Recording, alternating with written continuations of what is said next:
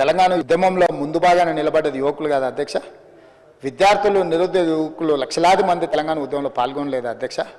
ఒకనాడు పాల్వంచలో ఒక బంట్రోతు ఉద్యోగం కోసం మొదలైన 69 తెలంగాణ మొదటి ఉద్యమం, ఈనాడు తెలంగాణ రాష్ట్రాన్ని సాధించడం జరిగిన ఉద్యమం, యువకుల ఉద్యమం, నిరుద్యోగ ఉద్యమం, ఉద్యోగ సాధనలో జరిగిన పోరాటాలు అమరులు అధ్యక్ష.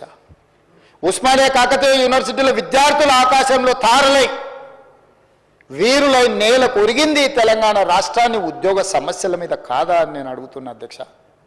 ఓ శ్రీకాంతాచారి, ఓ ఈశాన్ రెడ్డి, ఓ వేణుగోపాల్ రెడ్డి, ఓ కానిస్టేబుల్ కిష్టయ్య నేల కొరిగింది, రక్తం చిందించింది ఈ నిరుద్యోగ సమస్య కోసం కాదా అధ్యక్ష? ఈ సమస్యలను పరిష్కరించడం కోసమే కదా వాళ్ళు ప్రాణాలు అర్పించింది, మనకు ఆదర్శంగా నిలబడ్డది అధ్యక్ష. అలాంటి నిరుద్యోగ సమస్యను కానీ విద్యాలయాలను కానీ యూనివర్సిటీలను కానీ ఏ రోజైనా వీళ్ళు పట్టించుకున్నారా అధ్యక్ష? మీరు చెప్పండి. ఏ రోజైనా యూనివర్సిటీలకు, ఉస్మానియా యూనివర్సిటీకి 10 ఏళ్ళలో ఎన్నడైనా చంద్రశేఖరరావు గారు వెళ్ళిందా? కాకతీయ యూనివర్సిటీకి వెళ్ళిండా? పాలమూరు యూనివర్సిటీకి వెళ్ళిండా? శాతవాహన యూనివర్సిటీకి వెళ్ళిండా? మహాత్మా గాంధీ యూనివర్సిటీకి వెళ్ళిండా? ఏ యూనివర్సిటీకి వెళ్ళిండా నేను అడుగుతున్నా అధ్యక్ష. వైస్ ఛాన్సలర్ను కూడా రిటైర్ అయిపోయిన వాళ్ళను ఎవరినో రిహాబిలిటేషన్ సెంటర్స్గా మార్చి వాటిని నిర్వీర్యం చేసి ఆ యూనివర్సిటీలను మొత్తం భూస్థాపితం చేసి ప్రైవేట్ యూనివర్సిటీలను ప్రోత్సహించి ప్రైవేట్ వాళ్ళకి యూనివర్సిటీలు ఇచ్చింది వాస్తవం కాదు అధ్యక్ష. ఏ రోజైనా ఈ యూనివర్సిటీలో వైస్ ఛాన్సలర్స్ని ఒక సామాజిక న్యాయంతో లేకపోతే సమానమైన అవకాశాలు యూనివర్సిటీల నిర్మాణం కోసం యూనివర్సిటీలను చేయాలని చేసిండు అధ్యక్ష. ఈరోజు తెలంగాణలోని యూనివర్సిటీ వైస్ ఛాన్సలర్లు, ఉస్మానియా యూనివర్సిటీ అధ్యక్ష, 100 సంవత్సరాల చరిత్ర కలిగిన ఉస్మానియా యూనివర్సిటీలో ఏ రోజు కూడా ఒక దళితుడు వైస్ ఛాన్సలర్గా రాలే అధ్యక్ష. ఈ ప్రభుత్వం, మన ప్రభుత్వం, కుమార్ అని మొలగారు కుమార్ మాదిగ సామాజిక వర్గానికి సంబంధించిన ఉస్మానియా యూనివర్సిటీకి ఈరోజు మనం వైస్ ఛాన్సలర్గా వేసిన మాట నిజం కాదా అధ్యక్ష? ఈరోజు మహాత్మా గాంధీ నల్గొండలో ఉండే యూనివర్సిటీకి ఒక మైనారిటీని వేసిన మాట నిజం కాదా అధ్యక్ష? అదేవిధంగా శాతవాహన యూనివర్సిటీ ఉమేష్ కుమార్ ముదిరాజును వేసిన మాట నిజం కాదా? అంబేద్కర్ ఓపెన్ యూనివర్సిటీకి గంటా చక్రపాణిని నియమించిన మాట వాస్తవం కాదా? జిఎన్ శ్రీనివాస్ ముదిరాజ్ సామాజిక వర్గానికి సంబంధించిన బీసీడీకి సంబంధించిన వ్యక్తిని వేసింది నిజం కాదా? వ్యవసాయ యూనివర్సిటీకి అల్దా జానే అని ఒక బీసీ గౌరవ సామాజిక వర్గాన్ని నుంచి బీసీగా వేసిన మాట నిజం కాదా? వెటర్నరీ యూనివర్సిటీ జ్ఞానప్రకాష్ బీసీ పూసల సామాజిక వర్గం, అత్యంత వెనుకబడ్డ పూసల సామాజిక వర్గాన్ని నుంచి కూడా బీసీ వేసింది మాట నిజం కాదా? చాకలైలమ్మ మహిళా యూనివర్సిటీకి సూర్య ధనంజయ్ ఒక లంబాడ ఎస్టీ బిడ్డను వేసింది నిజం కాదా? బాసర IIITకి ప్రొఫెసర్ గోవర్ధన్ ఎస్సీ మాదిగని వేసిన మాట నిజం కాదా? విద్యా కమిషన్కి మురళిని ఒక దళితుడిని కమిషన్ చైర్మన్గా వేసిన మాట వాస్తవం కదా? ఉన్నత విద్యాశాఖలో ప్రొఫెసర్ పురుషోత్తంను ఒక మాదిగ సామాజిక వర్గానికి సంబంధించిన అధికారిని నియమించిన మాట వాస్తవం కదా అధ్యక్ష? ఇవన్నీ గొప్ప గొప్ప నిర్ణయాలు మేము వచ్చిన 10 నెలల్లోనే తీసుకొని ఈ విద్యను పునరుద్ధరించాలి, సామాజిక న్యాయం జరగాలి, ఈ యూనివర్సిటీలను నిలబెట్టాలన్న ఆలోచన మేము చేయలేదా అధ్యక్ష? తెలుగు యూనివర్సిటీకి సురవరం ప్రతాప్ రెడ్డి గారి పేరు పెట్టుకోలేదా? ఇండియన్ ఇన్స్టిట్యూట్ ఆఫ్ హ్యాండ్లూమ్ టెక్నాలజీకి కొండా లక్ష్మణ్ బాపూజీ పేరు పెట్టుకోలేదా? మహిళా యూనివర్సిటీకి చాకలి ఐలమ్మ పేరు పెట్టుకోలేదా? ఇవన్నీ ఈ ప్రభుత్వం సాధించిన విజయాలు కాదా? ఇవన్నీ మీకు కనిపించడం లేదా? మీరు ఆలోచన చేయడం లేదా? ఏం తక్కువ చేసినాం అధ్యక్ష? 14 యూనివర్సిటీలలో మొత్తం లిస్ట్ ఇస్తా అధ్యక్ష, చర్చ చేద్దాం అధ్యక్ష. మేము చేసిన సామాజిక న్యాయం ఏంది, మేము ఏ విధంగా అందరిని ఎస్సీ ఎస్టీ బీసీ మైనారిటీలను ఏ రకంగా సమన్వయం చేసుకొని సామాజిక న్యాయం చేస్తున్నామో నేను చెప్పదలుచుకున్నా అధ్యక్ష. ఎందుకు అని అంటే బాధ అవుతుంది అధ్యక్ష. రోజుకు 18 గంటలు నిరంతరం పనిచేసినప్పుడు అభినందించే గొప్ప మనసు మీకు లేకపోయినా అడ్డగోలుగా, వెకిలుగా, వెటకారంగా, కించపరిచే విధంగా నా పట్ల మీకు కోపం ఉండొచ్చు. ఎందుకంటే మీ విలాసవంతమైన జీవితాన్ని మీరు అనుభవిస్తున్న ఇవన్నిటినీ నేను గుంజుకున్నా అని బాధ మీకు ఉండొచ్చు. కానీ కుర్చీకి ఒక గౌరవం ఉంది కదా అధ్యక్ష. కులంతో గొప్పతనం రాదు అధ్యక్ష. హోదా అనేది ఏంది అధ్యక్ష? స్టేచర్ అంటే ఏంది అధ్యక్ష? ఓ ప్రభుత్వ ఉద్యోగికి స్టేచర్ ఉంటుంది, ఒక వ్యవసాయం చేసుకున్న రైతుకు స్టేచర్ ఉంటుంది, ఓ శాసనసభ్యుడికి స్టేచర్ ఉంటుంది, శాసన మండలి సభ్యుడికి స్టేచర్ ఉంటుంది, ఓ మంత్రికి స్టేచర్ ఉంటుంది, ఒక ముఖ్యమంత్రికి ఉంటుంది, ఒక గవర్నర్కి ఉంటుంది, ఒక ప్రధానమంత్రి రాష్ట్రపతికి ఉంటుంది స్టేచర్. కులానికి ఎక్కడైనా స్టేచర్ ఉంటుందా అధ్యక్ష? మీ కులం గొప్పది ఉండొచ్చు అని మీరు అనుకోవచ్చు, మీరుగా మీకు స్టేచర్ ఆపాదించుకోవచ్చు, నాకు అభ్యంతరం లేదు. అంత మాత్రాన మిగతా వాళ్ళందరినీ కూడా తీసి పడేసినట్టు మాట్లాడటం మంచిదా అధ్యక్ష? ఎక్కడి సాంప్రదాయం అధ్యక్ష? ఎక్కడి నుంచి తెచ్చుకున్నారు? ఎవరు నేర్పినారు వీళ్ళకి? ఇది ఏ వ్యవస్థ నుంచి నేర్చుకున్నారు? కుల వ్యవస్థను నిర్మూలించాలని మనం అనుకుంటుంటే ఆ కుల దురహంకారం ఇంకా మా మీద ప్రదర్శించాలన్న బాధ్యత న్యాయమా అధ్యక్ష? గవర్నర్ను గౌరవించరు, స్పీకర్ గారిని గౌరవించరు, ఏకవచనంతో మాట్లాడతారు, ఎట్లా పడితే అట్లా దూషిస్తారు, మళ్ళీ దాన్ని సమర్థించుకుంటే ధర్నాలు చేస్తామంటారు. ఈ బరితెగింపు దేన్ననాలే? ఎందుకు ఈ బరితెగింపు? ఏంది ఇది? ఎక్కడికి దారితీస్తుంది? దీన్ని ఎక్కడొక్క దగ్గర నిలువరించకపోతే ఎట్లా అని నేను అడుగుతున్నా అధ్యక్ష. సభ్యులందరినీ అడుగుతున్నా అధ్యక్ష, ప్రతిపక్షాన్ని కూడా అడుగుతున్నా. ఇది మా ఒక్కరి బాధ్యత కాదు. చట్టసభలలో మనల్ని మనం గౌరవించుకోనప్పుడు సమాజం మనల్ని ఎందుకు గౌరవిస్తుంది? వాళ్ళకి లేదా బాధ్యత? 10 సంవత్సరాలు ప్రభుత్వాన్ని నడిపినాం, 20 ఏళ్ళు ఉద్యమాలు చేసినాం, కేంద్రంలో రాష్ట్రంలో పనిచేసినామని ఎన్నో చెప్తారు, అన్నీ కరెక్టే. మీ విచక్షణ జ్ఞానం ఎక్కడ పోయింది? అజ్ఞానమే విజ్ఞానం అనుకునే రోజులు వచ్చినాయా? అడ్డగోలుతనమే గొప్పతనం అనుకునే పరిస్థితులు వచ్చినాయి ఈ రాష్ట్రంలో నేను అడుగుతున్నా అధ్యక్ష. అందుకే ఈరోజు యువత కోసం నైపుణ్యాన్ని పెంపొందించాలి. ఎంతమంది చాలా వివరాలు మా బట్టి గారు చెప్పిన ఆయన కూడా నేను చెప్పదలుచుకున్నాను అధ్యక్ష. ప్రతి సంవత్సరం 1,10,000 మంది విద్యార్థులు ఇంజనీరింగ్ సర్టిఫికెట్లు తీసుకొని గ్రాడ్యుయేట్గా బయటకు వస్తారు. కానీ ఉద్యోగానికి పోయినప్పుడు సాంకేతిక నైపుణ్యం లేకపోవడంలో ఉద్యోగాలు రావడం లేదు. తల్లిదండ్రులు ఊర్లలో రూపాయి కూడబెట్టి చదివిస్తే ఇంజనీరింగ్ పట్టా పొందే ఊర్లో వ్యవసాయానికి పోలేకపోతారు, చిన్న చిన్న ఉద్యోగాలు చేయలేకపోతారు. ఇంజనీరింగ్లో వాళ్ళకు ఉండాల్సిన నైపుణ్యం లేదు. అందుకే ఆలోచన చేసి మిత్రుడు శ్రీధర్ బాబు గారు మిగతా మంత్రులందరితో నేను మాట్లాడి ఏం చేయాలి, ఇక్కడ ఎక్కడో గ్యాప్ ఉంది, రిక్వైర్మెంట్కి సప్లై అండ్ డిమాండ్లో గ్యాప్ ఉంది, దీన్ని ఏం చేయాలని మేధోమదనం చేసి మేధావులందరినీ కూర్చోబెట్టి కార్పొరేట్ కంపెనీలను కూర్చోబెట్టి పదే చర్చించిన తర్వాత యంగ్ ఇండియా స్కిల్స్ యూనివర్సిటీ సాంకేతిక నైపుణ్యాన్ని పెంపొందించాలి. ఇది ప్రభుత్వంలో ఉండే నిర్వహిస్తే మన దగ్గర ఉన్న 14 యూనివర్సిటీలకు ఇదొక యూనివర్సిటీ అవుతే ప్రయోజనం లేదు అని కార్పొరేట్ కంపెనీలు దిగ్గజాలు, ప్రపంచంలోనే రాణించిన కార్పొరేట్ కంపెనీలకు సంబంధించిన గొప్ప వ్యక్తుల్ని పిలిచి కూర్చోబెట్టి యంగ్ ఇండియా స్కిల్స్ యూనివర్సిటీకి Mahindra and Mahindra group of companies chairperson Anand మహేంద్రాని రిక్వెస్ట్ చేసి chairperson of young India skills యూనివర్సిటీకి పెట్టినాం. బోర్డ్ ఆఫ్ డైరెక్టర్లో సక్సెస్ స్టోరీ ఉన్న అపోలో నుంచి మొదలు పెడితే రెడ్డి ల్యాబ్స్ వరకు గొప్ప కంపెనీలు ఉన్నోళ్ళనే కాకుండా దేవయ్య అని మీకు తెలుసు, అమెరికాలో గొప్పగా రాణించాను ఒక దళిత బిడ్డ వరంగల్ జిల్లా నుంచి. అతను ఆ బోర్డులో కొన్ని వేల కోట్ల రూపాయల డాలర్లు ఆస్తులు సంపాదించిన డాక్టర్ దేవయ్యను కూడా బోర్డులో పెట్టినాం అధ్యక్ష. ఎందుకంటే అతను ఇక్కడ నుంచి అమెరికాకి వెళ్ళి అమెరికా దేశాన్ని శాసించేంత ఎత్తుకు ఎదిగాడు. అతన్ని కూడా ఈ బోర్డులో మనం తీసుకొచ్చి పెట్టినాం అధ్యక్ష. వరంగల్ బిడ్డ ఒక దళిత బిడ్డను అమెరికాలో ఉన్న అతన్ని పిలిపించి ఇది బోర్డులో మీరు ఉండాలని నేను పర్సనల్గా అమెరికాలో కలిసి రిక్వెస్ట్ చేసి అతన్ని తీసుకొచ్చి ఇక్కడ ఈ బోర్డులో డైరెక్టర్గా పెట్టినాం అధ్యక్ష.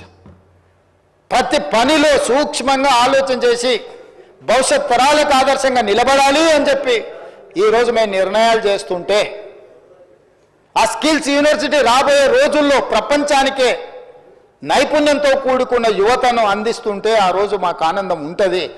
సింగపూర్ వెళ్ళి సింగపూర్లో టెక్నాలజీ సెంటర్ సింగపూర్ గవర్నమెంట్తోని ఒక MOU అండర్స్టాండింగ్ చేసినాం నేను శ్రీధర్ బాబు గారు.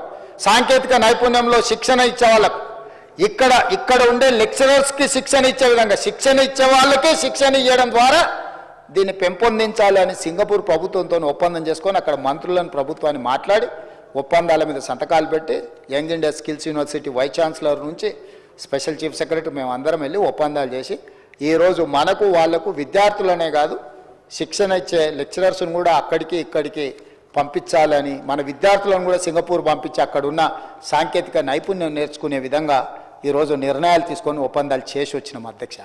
అదేవిధంగా యుఎస్లో స్టాన్ఫర్డ్ యూనివర్సిటీకి పోయి వచ్చినాం, చూసి వచ్చినాం. ప్రపంచంలో పేరెన్నికగన్న స్టాన్ఫర్డ్ యూనివర్సిటీని కూడా మన యంగ్ ఇండియా స్కిల్స్ యూనివర్సిటీలో ఏదో రకంగా వాళ్ళని భాగస్వాములను చేయాలని ఆక్స్ఫర్డ్ యూనివర్సిటీని అందులో భాగస్వాములు చేయాలని ప్రపంచంలో గొప్ప యూనివర్సిటీలతో ఒక ఒప్పందానికి ఏదో రకంగా వాళ్ళ సహకారం తీసుకొని దీన్ని ముందుకు తీసుకెళ్లాలని మేము నిరంతరం పనిచేస్తుంటే మా పర్యటనలో అవహేళన చేస్తారు, ఎటకారంగా మాట్లాడతారు అధ్యక్ష. అదేవిధంగా ITI 1956లో మొదలైన అధ్యక్ష ఇండస్ట్రియల్ ట్రైనింగ్ ఇన్స్టిట్యూట్స్ 1956లో మొదలైన ITIలు ఈరోజు 65 ఉన్నాయి తెలంగాణ రాష్ట్రంలో. కానీ 30-40 ఏళ్ల కింద ఉన్న సిలబస్ తోటి ఆడ ఎలక్ట్రికల్ ఫిట్టర్ ప్లంబర్ ఈ పనులు ఎప్పుడో 40 ఏళ్ల కింద తయారు చేసిన సిలబస్తో నేర్చుకుంటే బయటకు వస్తే వాడు నేర్చుకున్న డీజిల్ మెకానిక్ నేర్చుకుంటుంది. వానికి ఏం కారు మీద నేర్చుతుంది అధ్యక్ష? అంబాసిడర్ ఫియట్ కార్, వాడు ఆడ పని నేర్చుకొని బయటకొస్తే అంబాసిడర్ ఫియట్ ఏడు దొరకాలి రిపేర్ చేయడానికి. అట్లనే ఈ రోజున్న సాంకేతిక నైపుణ్యం మారిపోయింది అధ్యక్ష.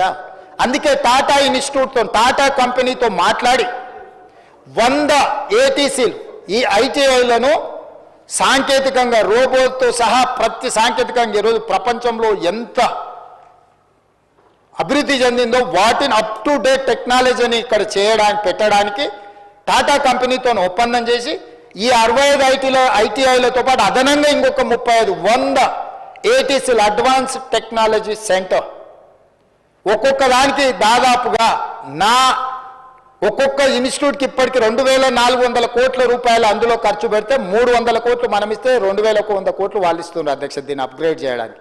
ఇప్పుడు 35 పెరిగినాయి కాబట్టి ఇంకా ఒక 1000 కోట్లు పెరిగితే కూడా వాళ్ళు పెట్టడానికి సిద్ధంగా ఉన్నారు అధ్యక్ష. టాటా సంస్థ మీకు ప్రపంచంలోని పేరెన్నికగన్న సంస్థ.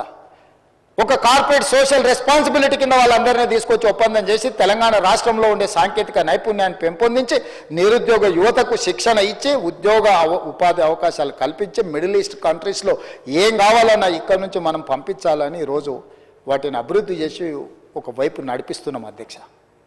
యువత కోసం మేము ఈ రకంగా ఆలోచన చేస్తుంటే వాళ్ళేం చేస్తున్నారు అధ్యక్ష? జన్వాడ ఫామ్ హౌస్లో డ్రగ్స్ పార్టీలు ఎవరు దొరికిరు అధ్యక్ష? మొయినాబాద్లో మొన్న జరిగిన కోళ్ళ పందాలలో క్యాసినోలలో ఎవరు దొరికిండ్రు అధ్యక్ష? దుబాయ్లో డ్రగ్స్ తీసుకొని చచ్చిపోయిన వ్యక్తి ఎవరికి మిత్రుడు అధ్యక్ష? మిత్రుడు చచ్చిపోతే శవాన్ని కూడా ఇక్కడికి లేకుండా వెళ్ళి దుబాయ్లో కూర్చొని పైన వేసి ఆ శవాన్ని అక్కడనే దానం చేపించి వచ్చిన చరిత్ర ఎవరిది అధ్యక్ష? వీళ్ళ అధ్యక్ష యువత గురించి మాట్లాడేది. ఫామ్ హౌజులలో దీపావళి పండుగ రోజు వాళ్ళు మనం దీపావళి పండుగకి ఏం కాల్స్తాం అధ్యక్ష? చిచ్చుబుట్లు కాల్చుకుంటాం. వాళ్ళు సారా బుట్లు పెట్టుకొని డ్రగ్స్ పెట్టుకొని కొకేన్ పెట్టుకొని దావతులు చేసి మా బామ్మార్ది ఇంటికి పోతావా అంటాడు. ఏంది అధ్యక్ష? నీకు బామ్మార్ది ఉండొచ్చు, నీ బామ్మార్ది కళ్ళలో ఆనందం చూడడం నీకు ఇష్టం ఉండొచ్చు, కానీ ఇట్లాంటి వ్యవహారాలను ఈ ప్రభుత్వం క్షమించదు. ఫామ్ హౌజులలో కెసినో వాళ్ళు నడిపినా, ఫామ్ హౌజులలో కోడి పందాలు చేసినా, ఫామ్ హౌజులలో డ్రగ్స్ పార్టీలు చేసినా, దుబాయ్లో డ్రగ్స్ పార్టీ చేసినా రావాలి సభలకు అప్పుడు చెప్తా లేవనుకుంటుండు. మొత్తం రికార్డులు తెప్పించిన దుబాయ్ నుంచి అధ్యక్ష. ఎవరెవరికి ఎక్కడెక్కడ ఉన్నాయో అన్ని గుట్లు మట్లు అన్నీ ఉన్నాయి అధ్యక్ష. సందర్భం వచ్చినప్పుడు సమయం వచ్చినప్పుడు అన్నీ తీసి ఇప్పి ముందర పెడతా అధ్యక్ష. ఒక్కొక్క గుట్టు ఏదో తిట్టేసి మాట్లాడేసి కప్పిపుచ్చుకొని పోదామని అనుకుంటుండ్రేమో, అట్లేం కుదరదు అధ్యక్ష. ఇది యువత పట్ల వాళ్ళకున్న ఆలోచన, ఇది మాకున్న చిత్తశుద్ధి.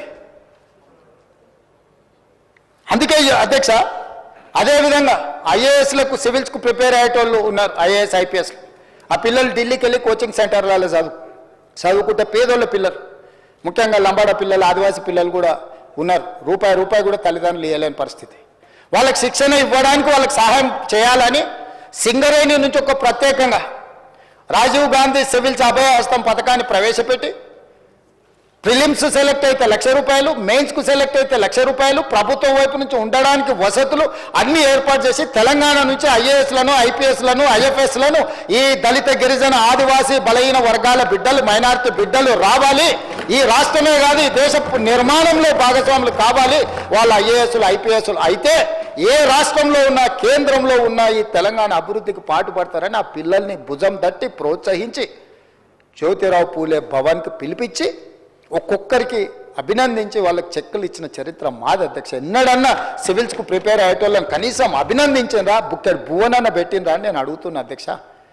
అమరవీరులు మీకు పట్టారు, ఉద్యమకారులు మీకు పట్టారు, నిరుద్యోగులు మీకు పట్టారు, పోనీ కెరీర్ను ఎన్నుకొని కష్టపడి చదువుతున్న విద్యార్థులు మీకు పట్టరు. ఎవరు పడతారా మీకు?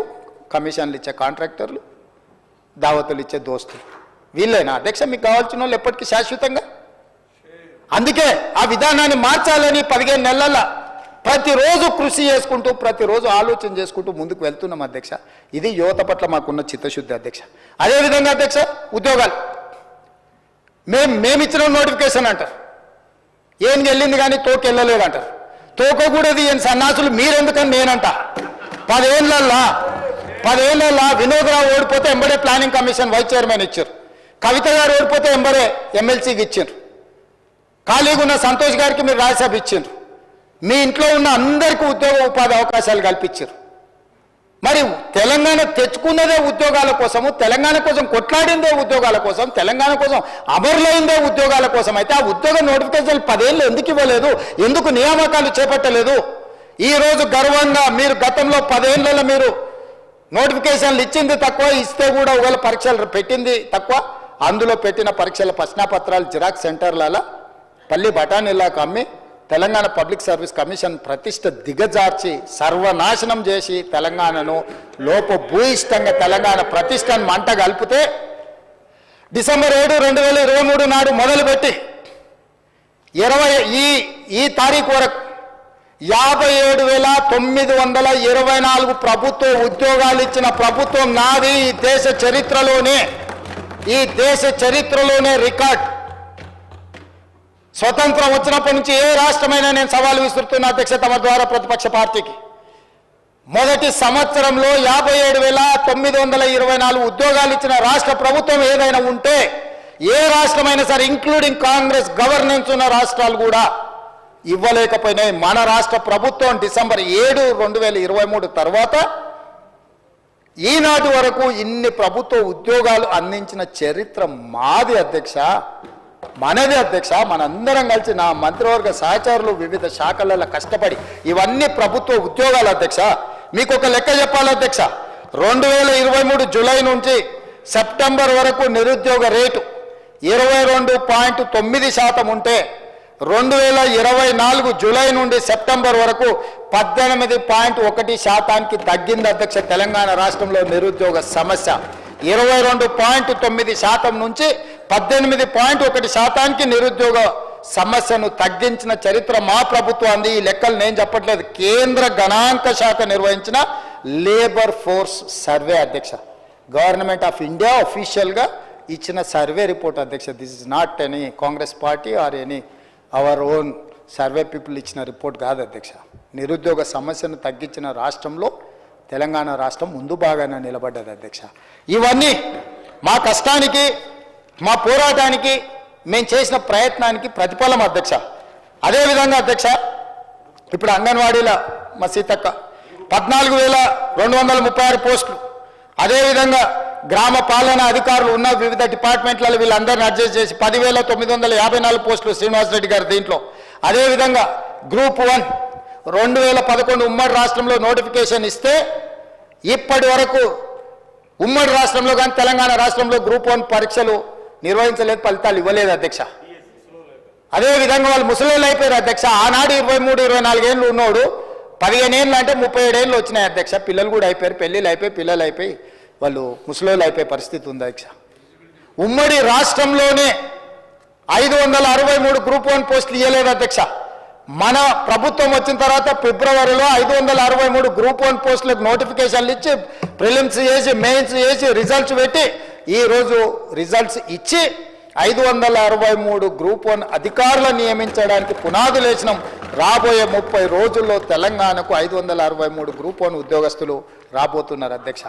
ఇదే కాదు అధ్యక్ష, గ్రూప్ 2లో కూడా లక్షలాది మంది సంవత్సరాల కొద్ది ఎదురు చూస్తుంటే 783 పోస్టులు గ్రూప్ 2లో కూడా ఇవ్వడానికి ఈరోజు ప్రభుత్వం రంగం సిద్ధం చేసింది.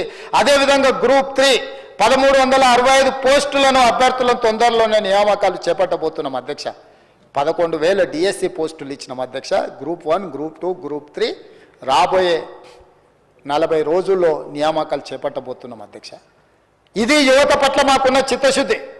మా ఉద్యోగాల కోసం కాదు, ఏ ఎల్పీ స్టేడియంలో మేము ఉద్యోగ ప్రమాణం చేసినామో నేను నా మంత్రివర్గ సహచరులు అదే ఎల్పీ స్టేడియం సాక్షిగా తలలు లెక్కబెట్టి ఇన్ని ఉద్యోగాలు ఇచ్చిన చరిత్ర మాది. మేము తెలంగాణ ప్రజలకు ఇచ్చిన మాట ఇది అని నేను చెప్పదలుచుకున్నా అధ్యక్ష.